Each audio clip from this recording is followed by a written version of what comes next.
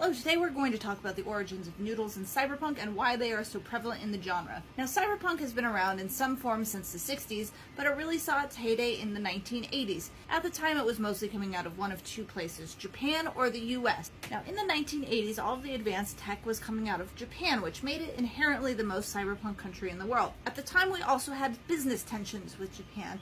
Now, lots of Japanese companies were coming to America and buying out American companies, so there was an inherent fear in Americans, especially American businesses, that Japan was going to take over the business economy. Now, considering the future past of the 1980s in particular, using instant noodles was an easy visual cue to indicate that Japan had a great prevalence in all things, including America. Now, content that was coming out of Japan, of course, featured cuisine that was native to their country and their culture, and for American content, it was an indicator of our perceived fear of Japan as a superpower. Now, beyond the state of the actual business tension and the origin of the content itself, there's a lot of reasons that noodles make sense in cyberpunk. Now, the origin of instant noodles, which were actually invented in 1958, goes back to even earlier tensions between Japan and America, when post-World War II we sent them excessive amounts of wheat as cultural aid.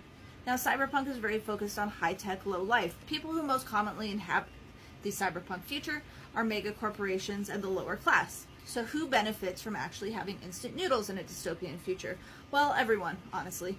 Large corporations can make a lot of money because they produce it in bulk. Now, there is a concept called the economy of scale, which means you produce in bulk without exceeding your production capacity. This basically means the more you make, the more you sell, the more you earn, because you are lowering your production costs by buying raw ingredients in bulk.